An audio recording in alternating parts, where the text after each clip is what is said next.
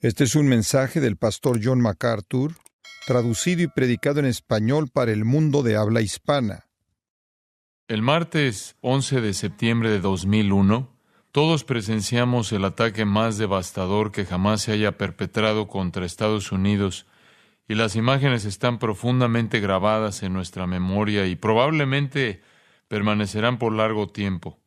Tan monumentales proporciones de muerte y devastación hacen que la única comparación más parecida sea el ataque contra Pearl Harbor. Alrededor de 2.400 personas murieron en Pearl Harbor, la mayoría de ellas personal militar. El martes murieron más de 2.800 personas y la mayoría eran civiles. Durante mucho tiempo, Pearl Harbor ha sido el ícono que ha representado los atentados contra esta nación. Ya nunca más será ese ícono porque en el futuro los atentados terroristas del 11 de septiembre contra la ciudad de Nueva York y Washington, D.C., serán el nuevo punto de referencia. Esos atentados los llevó a cabo no una nación ni una alianza de naciones, sino un grupo clandestino de terroristas itinerantes del Oriente Medio. Todos sabemos lo que sucedió. En estos tiempos dominados por los medios, no nos faltan las imágenes visuales o las explicaciones verbales. 4 aviones comerciales de Estados Unidos que se dirigían de la costa este a la costa oeste fueron secuestrados y llevados a un rumbo de colisión hacia distintos objetivos específicos con la intención de matar a las personas, lesionar a la nación, devastar la economía y dañar el ejército. La idea era enviar a Estados Unidos el mensaje de que existía un poder mayor que la superpotencia que es Estados Unidos. Un grupo suicida de asesinos extremistas islámicos estaban proclamándose como que eran más poderosos que esta gran nación. 2 de los aviones que viajaban con los depósitos de combustible llenos hicieron impacto contra los objetivos con una precisión catastróficamente destructiva, estrellándose con todas sus fuerzas contra las torres gemelas del World Trade Center en la ciudad de Nueva York, provocando su desplome. Otro avión se impactó contra el Pentágono y mató a varios centenares de personas. Otro avión nunca llegó a su objetivo, cualquier que éste haya sido. Todos conocemos los detalles de lo que sucedió. Pero nuestras mentes claman por saber por qué sucedió. De hecho, a mí me parece que las personas en Estados Unidos están obsesionadas con el por qué suceden las cosas. Cada vez que se estrella un avión, cada vez que un crimen se apodera de las noticias, queremos saber por qué suceden estas cosas. Analistas, psicólogos y criminalistas estudian los detalles para hallar el motivo de por qué suceden estas cosas. ¿Por qué las personas hacen este tipo de cosas? Trataré de darles algunas respuestas. Tengo muchas ideas dando vueltas en mi cabeza. Para poner un poco de orden en esas ideas, debo mantenerme bastante fiel a lo que he escrito. Sabemos por qué sucedió esta tragedia a un nivel superficial.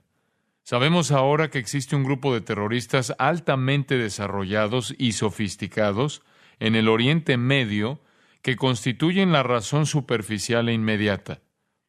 Las fuentes de inteligencia nos indican que no es un solo hombre, Osama Bin Laden, con cuyo nombre ya estamos todos familiarizados. Es probable que él sea el hombre principal detrás de la planificación de los hechos que propiciaron este desastre. Pero parece que recibe el apoyo de personas como Saddam Hussein de Irak y quién sabe cuántos otros extremistas en el Oriente Medio son parte de esta inmensa red.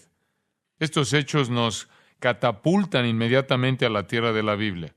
Esos terroristas no eran noruegos, argentinos, mexicanos, alemanes o chinos, eran del Oriente Medio, de la tierra de la Biblia.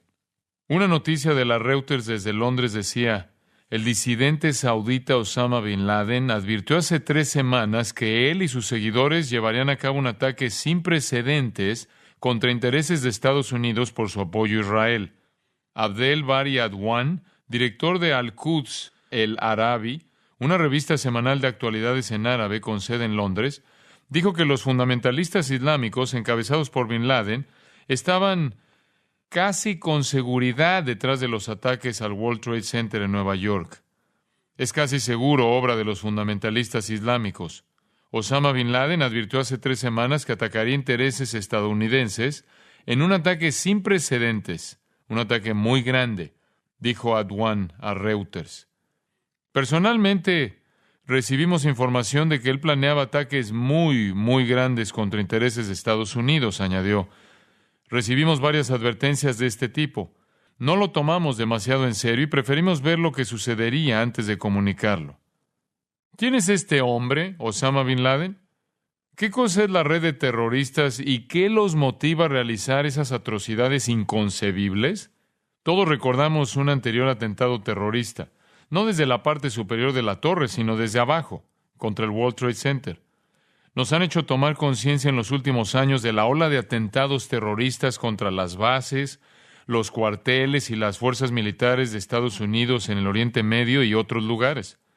Igualmente sabemos de terroristas suicidas que cada vez con mayor frecuencia atacan lugares públicos en Israel, tales como pizzerías, haciéndose estallar a sí mismos también. ¿Qué hace que las personas hagan estas cosas y por qué sucede? La pregunta es ahora más imperiosa que nunca porque tiene que ver con nosotros. Tiene que ver con nosotros no solo por lo que sucedió, sino también porque pudiera suceder cualquier otro día en cualquier otro lugar. Como dijo el secretario de Defensa Donald Rumsfeld, no podemos detener todas las tácticas de todos los terroristas todo el tiempo. Primero, permítanme entrar en una categoría que necesitamos para empezar. Existe un motivo natural para esto. Durante años, los sociólogos y psicólogos modernos han estado tratando de convencernos que el hombre es esencialmente bueno.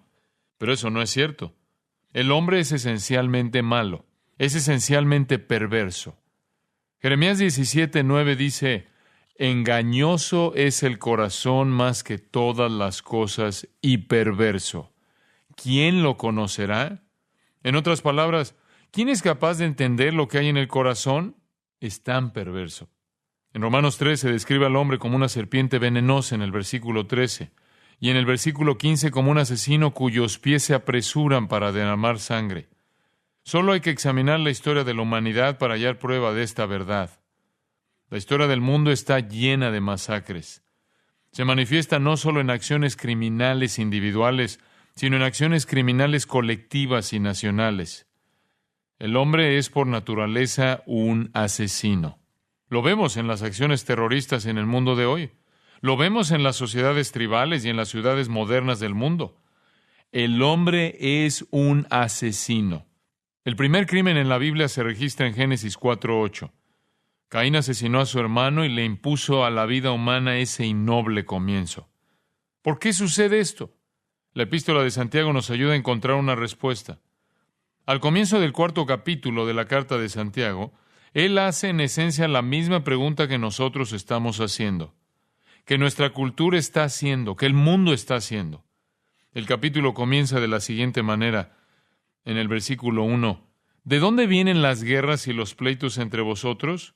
¿Por qué suceden estas cosas? ¿Por qué hay asesinatos? ¿Por qué hay guerras? ¿Por qué hay peleas y pleitos en todos los planos?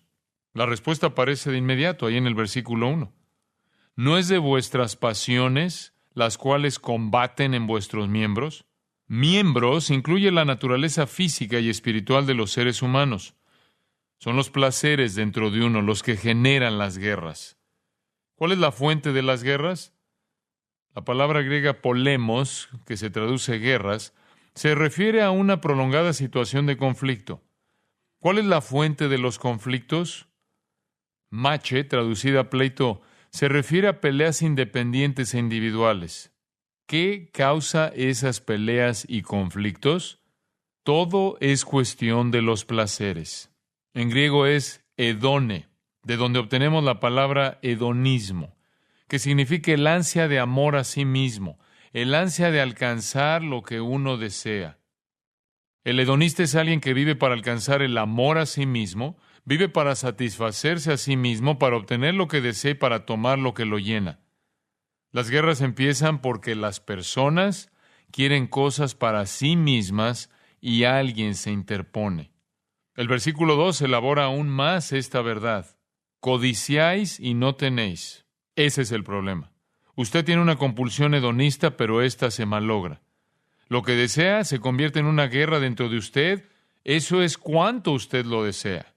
Pero alguien le impide alcanzar ese deseo, por lo que Santiago dice en el versículo 2, matáis. La razón natural por la que las personas matan es por la gratificación personal insatisfecha y fuera de control. Las personas no son esencialmente buenas, son esencialmente malas. Si no tuviéramos leyes y la aplicación de las mismas, toda la humanidad estaría matándose a sí misma todo el tiempo. A las personas las impulsa el deseo del placer, la satisfacción y la realización. Pudiera ser necesario sacrificar a cualquiera que se interponga para poder cumplir ese deseo. Uno tiene que preguntarse, ¿por qué una madre ahoga a sus 5 hijos? ¿Por qué esos niños impedían su satisfacción y realización? ¿Por qué los polacos de Jedwabne en Polonia un día durante la Segunda Guerra Mundial masacraron a 1,600 judíos en su aldea? Habían convivido durante 300 años, trabajaban juntos, se iban a la escuela juntos. Sin embargo, en 2 semanas los polacos decidieron pasar de vecinos a asesinos. Mataron a los 1,600 en un solo día. ¿Por qué? ¿Era por odio a la raza judía? No, nunca se habían visto expuestos a la propaganda antisemita. Lo que sucedió fue que los alemanes asumieron el control del pueblo y dijeron, si quieren, pueden matarlos y tomar sus tierras, sus granjas y sus bienes. Y eso hicieron. Denle al corazón humano permiso para matar y lo hará. ¿Por qué un joven ruso en Sacramento, California, mata a su familia? Porque pensaba que entorpecían su realización y satisfacción. ¿Por qué Hitler masacró a los judíos? Porque pensaba que entorpecían su supremacía aria. ¿Por qué Joseph Stalin masacró a otros millones de personas? Pensaba que entorpecían su imperio mundial. Puede ser así de enorme o tan simple como una madre que mata a sus hijos porque no puede alcanzar la satisfacción teniéndolos a ellos en el medio. Santiago continúa ahí en los versículos 2 y 3 diciendo, ardéis de envidia y no podéis alcanzar. Combatís y lucháis, pero no tenéis lo que deseáis, porque no pedís. Pedís y no recibís, porque pedís mal, para gastar en vuestros deleites. Por eso las personas matan. Quieren algo y alguien se lo impide. Ya sea que maten a pequeña escala o a gran escala, los corazones perversos de las personas apasionadas que no aceptan que se les niegue el placer, matarán para obtenerlo. Esa es la patología natural del corazón humano caído. Impulsa a las personas a cometer actos externos de asesinato por pasiones tan devoradoras que rayan en la locura. Hay una motivación natural y, en segundo lugar, una motivación histórica. Para ir a la esencia de esto, tenemos que regresar al Oriente Medio, a la Biblia y a los orígenes de las naciones, y eso nos lleva al libro de Génesis. Génesis es el libro de los orígenes. Génesis significa inicio. En Génesis capítulos 10 y 11 encontramos lo que los estudiosos de la Biblia llaman la tabla de las naciones. Si recorremos las genealogías de Génesis 10, podemos ver toda clase de nombres de personas, familias y naciones. A partir del 11:10 encontramos más genealogías de individuos que engendraron familias y grupos de personas.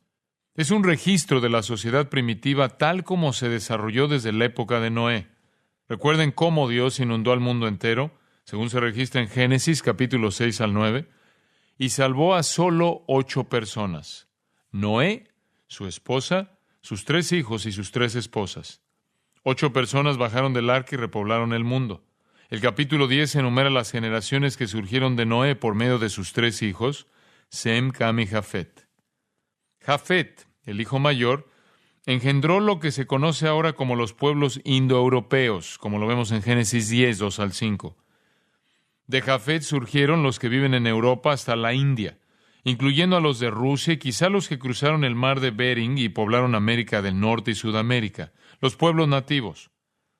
Conocemos que Cam engendró las familias en África y el Oriente Lejano, incluyendo el mundo asiático, así como algunas regiones del Oriente Medio. Esto lo vemos en Génesis 10, 6 al 20. Y después de Sem, el más conocido de los hijos de Noé, vino el pueblo semita del valle de Mesopotamia, el Oriente Medio como lo conocemos hoy, tanto el pueblo judío como el árabe, como lo vemos en Génesis 10, 21 al 31. El pueblo de Sem vivía al norte, sur y este de la tierra de Israel. No quiero simplificar demasiado este análisis porque existen complejidades y complicaciones para comprender la historia del Oriente Medio, pero trataré de darles una interpretación que les sea lo bastante clara para que puedan entender lo que está sucediendo. Volvamos atrás un poco. Cuando Dios creó al hombre, puso a Adán y Eva en un lugar llamado el Huerto del Edén. Las Escrituras indican que el huerto estaba ubicado en las cercanías del valle del Tigris y el Éufrates, en la región de Mesopotamia, el corazón del Oriente Medio, como lo vemos en Génesis 2, 14 al 15. Ese es el paraíso original de Dios, el preciso lugar donde Dios caminó y habló con Adán en el frescor del día, el preciso lugar donde Dios estableció el árbol de vida y el árbol de la ciencia del bien y del mal, en el 2:9. Hoy es el centro del mundo árabe musulmán. Fue allí donde se construyó la Torre de Babel, donde de acuerdo con el 11, 1 al 9 de Génesis, comenzó la religión terrenal. Más tarde se construyó allí la ciudad de Babilonia, que hoy se encuentra en el Irak contemporáneo. Fue allí donde Noé vivió y predicó antes del diluvio. Está llena de historia bíblica y religiosa. Pero cuando apareció Abraham, Dios se lo dio todo a él y a su familia. En el 15:18 de Génesis, Dios le dio toda la tierra, desde el río de Egipto hasta el río Grande, el río Éufrates. Abraham era hijo de un hombre llamado Tare, quien adoraba al dios Luna. Era la forma más popular de idolatría en la época de Abraham. Existían dos grandes centros de adoración del dios Luna. Uno era un lugar llamado Ur, que estaba ubicado en el Golfo Pérsico, en lo que hoy es Kuwait. El otro era Harán, que estaba en la región del actual Irak. Abraham nació en Ur, en el seno de una familia de adoradores del dios Luna. Esta región histórica, la tierra del Oriente Medio, el valle de Mesopotamia y la tierra de los estados árabes, fue donde comenzó la historia de la humanidad. Esta misma tierra también será importante al final de la historia de la humanidad. Los profetas de la Biblia nos dicen que el mundo llegará a su fin en una gran conflagración y una gran batalla en ese mismo lugar. De acuerdo con Apocalipsis capítulos 16 y 17, grandes ejércitos del norte y del sur se reunirán en el valle de Megiddo, que es parte del actual Israel. Las Escrituras dicen, se derramará sangre en toda la tierra de Israel hasta que Jesús llegue, destruya a todos los perversos y establezca su propio reino en paz y justicia. Ese es un pedazo de tierra muy importante. Ninguno es más estratégico. Abraham engendró al pueblo judío.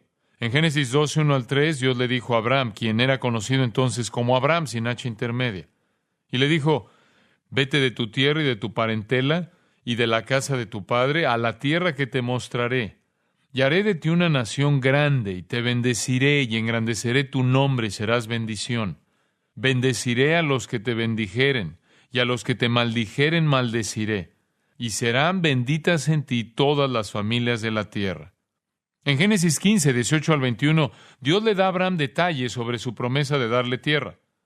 En aquel día hizo Jehová un pacto con Abraham, diciendo, a tu descendencia daré esta tierra, desde el río de Egipto, el Nilo, hasta el río Grande, el río Éufrates, la tierra de los ceneos, los ceneseos, los cadmoneos, los heteos, los fereceos, los refaitas, los amorreos, los cananeos, los gergeseos y los jebuseos. Dios le dio a Abraham todo desde la costa del Mediterráneo hasta bien dentro del Oriente Medio. En otras palabras, por derecho divino, de boca de Dios mismo, la región les fue dada a Abraham y a su descendencia. En la época de Abraham, todas las personas que se nombran en los versículos 19 al 21 ya estaban ocupando aquella tierra. Aunque Dios le prometió la tierra a Abraham, ya estaba en poder de aquellos grupos. En Génesis 10, 21 al 31, se relaciona una lista de personas y de grupos de familias, así como tribus y naciones que existían como descendientes de Sem. Debe haber habido una gran cantidad de ellos en la región. Muchas tribus, familias y grupos de personas vivieron en toda esa parte del mundo. Puede que haya sido la parte más densamente poblada del mundo en aquellos tiempos. De hecho, al principio fue la única parte del mundo que estuvo poblada, porque una vez terminado el diluvio, solo 8 personas sobrevivieron y empezaron la repoblación ahí mismo. No tardó mucho en que Misraim, el nombre de Egipto en hebreo, adquiriera importancia. No tardó mucho en que otras naciones poderosas como Aram y Aser, que serían Siria y Asiria, nacieran. Todas esas grandes tribus, familias y clanes eran idólatras y rechazaban al Dios vivo y verdadero, al Dios el Creador. Cuando Dios le prometió a Abraham que toda la tierra sería de él, Abraham y su descendencia iban camino al conflicto político y religioso. Para que esa tierra perteneciera a Abraham y a sus descendientes, Dios iba a tener que ponérsela a su disposición y Abraham tendría que ser fiel a Dios. Si Abraham era fiel a Dios y obediente, Dios le daría la tierra. Pero si los descendientes de Abraham desobedecían a Dios, tendrían que afrontar una interminable batalla tratando de poseer lo que Dios les había dado. Ustedes se preguntarán, ¿fue justo juzgar a esas naciones que poseían la tierra? La respuesta es que sí, porque Dios es justo en juzgar la adoración de ídolos. En Éxodo 23, el primer mandamiento dice, no tendrás dioses ajenos delante de mí. Dios juzgará la idolatría en todas las épocas. Fue un juicio justo el que Dios le quitara esa valiosa tierra a aquellos que le habían dado la espalda y se la diera a un pueblo que Él mandó a amarlo y servirlo. La región del Oriente Medio es la tierra más rica de la faz de la tierra. Están las riquezas costeras del valle de Sarón en Israel, las tierras fértiles que bajan por el mismo centro de Israel, las inmensas riquezas minerales del Mar Muerto, el enorme tesoro petrolífero de la península arábiga, las valiosas maderas que una vez cubrieron al Líbano.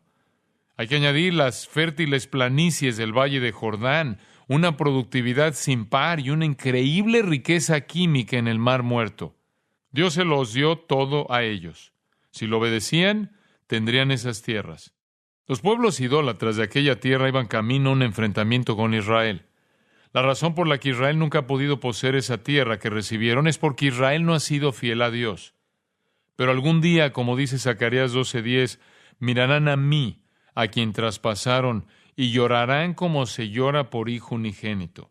Aceptarán a Jesús como su Mesías. Alcanzarán su salvación. Y el día que alcancen su salvación, el Mesías mismo les dará la tierra. Mientras tanto, continúan reivindicando la tierra y mientras lo hagan, el resto del mundo árabe será su enemigo acérrimo en uno u otro grado. Abraham no ayudó en este conflicto. Dios le hizo la promesa a Abraham y le pidió que confiara en él para tener a ese hijo. Abraham tenía alrededor de 100 años y Sara 90 y eran estériles, de acuerdo con Génesis 11:30 y 17:15 al 17. Abraham debe haberse preguntado cómo podría llegar él a ser el padre de muchas naciones si no era capaz de engendrar ni a un solo hijo. Un día, su esposa Sara le propuso el siguiente plan en Génesis 16:2. Ya ves que Jehová me ha hecho estéril. Te ruego, pues, que te llegues a mi sierva, quizá tendré hijos de ella.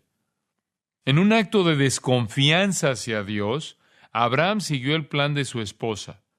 Agar concibió y dio a luz un hijo cuyo nombre era Ismael, un hijo ilegítimo, no el hijo de la promesa de Dios, no el hijo del pacto, de acuerdo con Génesis 16, 4 y 15. Dios dijo en Génesis 17, 20 y 21, haré de él, esto es de Ismael, una gran nación, mas yo estableceré mi pacto con Isaac, el que Sara te dará luz por este tiempo el año que viene.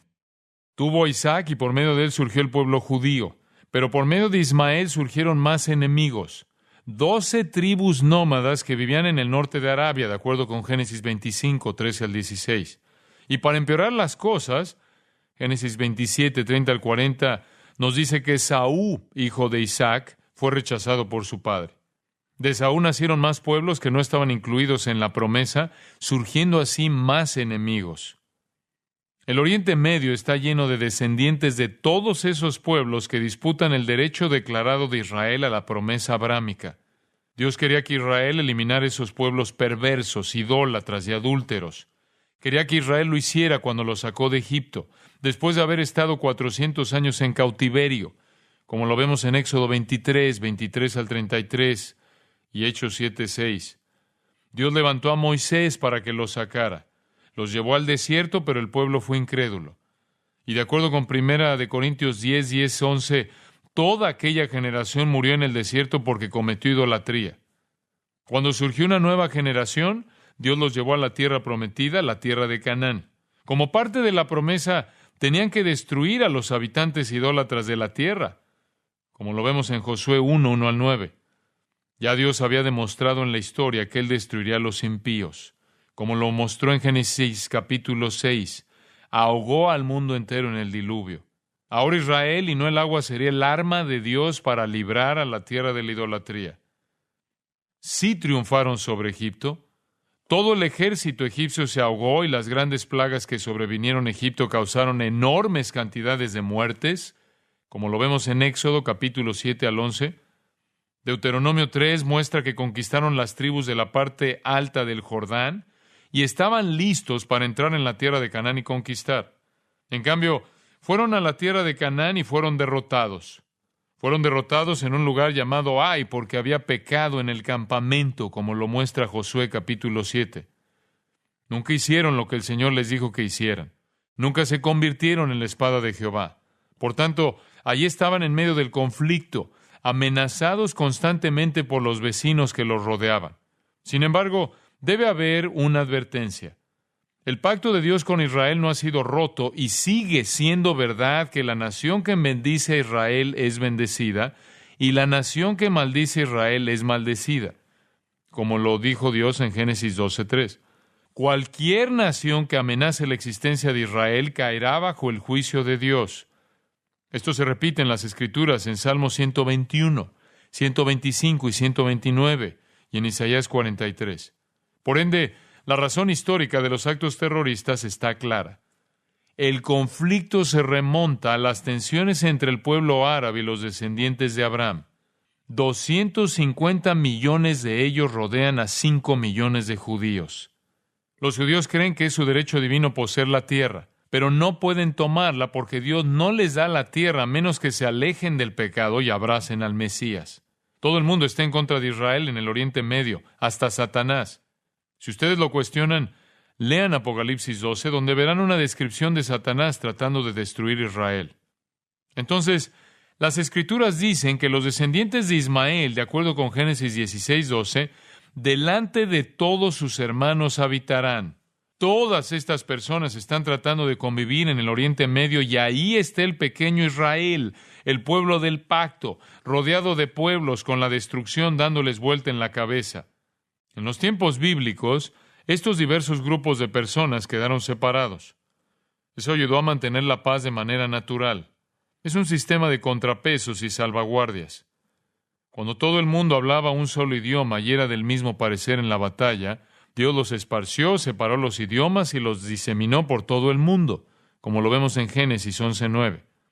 En cuanto a las personas impías se reúnen, existe una gran fuerza de personas impías.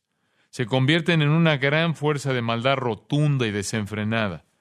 Dios separa al mundo en naciones porque evita el mal monolítico. Es difícil saber cuántos países árabes se encuentran en el Oriente Medio porque las fronteras han desaparecido y las identidades nacionales han sido borradas por un gran poder que es la religión musulmana en la que esa región del mundo está sumida. El imperio árabe se convirtió en un inmenso imperio debido a un hombre llamado Mahoma, cuyo nombre en árabe significa altamente alabado. Nació en la ciudad de la Meca en el año 570 después de Cristo, casi 500 años después de Cristo.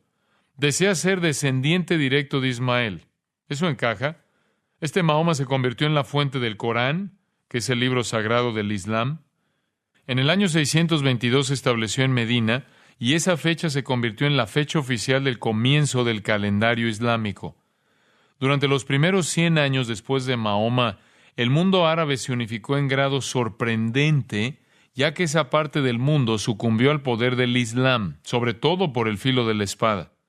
La guerra cuyo propósito es la de someter a los infieles al Islam se considera yihad, una guerra santa. El mismísimo Mahoma mató y robó a los infieles en nombre de Alá. Convertir o morir es la herramienta más persuasiva en el arsenal del misionero islámico. Esa afición por la muerte aún existe en los rasgos radicales del Islam. El Islam siempre ha conquistado con la espada. De hecho, se hizo del poder en el territorio de Israel y lo mantuvo hasta el año 1948. Vemos una razón natural de por qué esto sucede. Vemos una razón histórica de por qué esto sucede. Existe una profunda animosidad hacia Israel. Entonces, ¿por qué atacan a Estados Unidos? Nosotros somos los principales defensores y amigos de Israel. En la literatura que yo he leído, los musulmanes radicales se refieren a Israel como el pequeño Satanás y a Estados Unidos como el gran Satanás. Nosotros somos la fuerza mayor y, por lo tanto, la amenaza mayor en nuestro apoyo a Israel. Esto nos lleva a la tercera razón, que es una razón religiosa. Vamos más allá del conflicto de los grupos de personas a la religión misma. Existen 1.200 millones de musulmanes en el mundo actual. Islam es una palabra que significa rendición o sumisión. El Islam alega que se ha rendido completamente a la voluntad de Alá. Y ellos creen que la voluntad de Alá fue revelada mediante el profeta Mahoma. Y la revelación de Alá se encuentra escrita en el libro sagrado musulmán llamado el Corán. Ahora bien, sin entrar en toda la teología del Islam, permítanme darles algunas cosas en qué pensar para que comprendan los soportes teológicos. Existen 6 artículos de fe básicos en el Islam.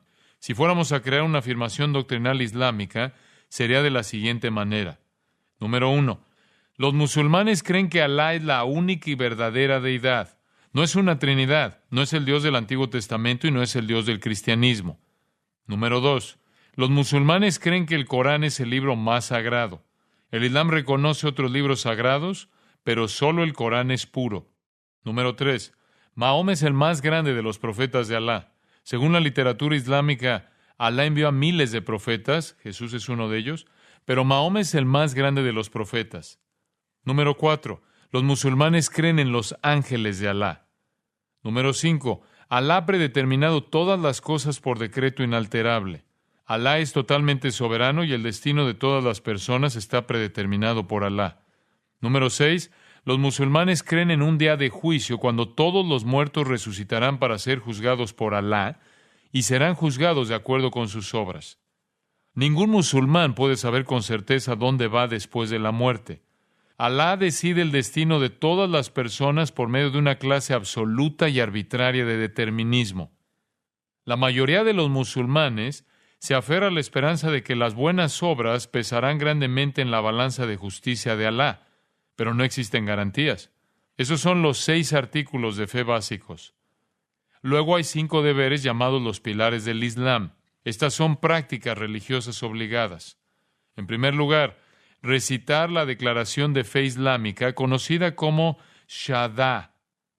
Es un cántico que dice: no hay otro Dios sino Alá y Mahoma es su profeta. La mayoría de los musulmanes lo recitan muchas veces al día. En segundo lugar, la oración 5 veces al día. Estas son oraciones obligatorias y convencionales. Las 5 veces al día son establecidas. Las mezquitas islámicas usualmente tienen un alminar. En lo alto del alminar se encuentra un muezín, quien llama a la oración mediante el canto a la hora exacta de las 5 oraciones durante el día. En tercer lugar, los musulmanes tienen que dar a los pobres. Para lograr esto, a todos los musulmanes se les cobra un impuesto del 2.5% de sus ingresos anuales y de su propiedad. En cuarto lugar, un mes de ayuno llamado Ramadán. ¿Cómo ayunan durante un mes y sobreviven? El ayuno les permite comer de noche, pero no a la luz del día. El Ramadán conmemora la primera revelación hecha a Mahoma en el año 610 después de Cristo. Cuando Mahoma tenía 40 años, recibió la primera supuesta revelación de Dios y eso es lo que conmemora el Ramadán. Solo se permite comer de noche y por la mañana antes del amanecer. En quinto lugar, todos los musulmanes, al menos una vez en la vida, salvo que sea totalmente imposible debido a alguna restricción, deberán hacer un peregrinaje a la Meca. Esa es en esencia la práctica y la teología. Podemos resumir su teología de la siguiente manera: Dios es uno, no 3. Los cristianos y los judíos son considerados infieles. Alá solo ama a los musulmanes fieles, no ama a los pecadores ni a los infieles. La mayoría de los musulmanes fieles cree que Alá es incognoscible, distante e impersonal. Enseñan que Jesucristo era un simple hombre, un profeta y no Dios el Hijo.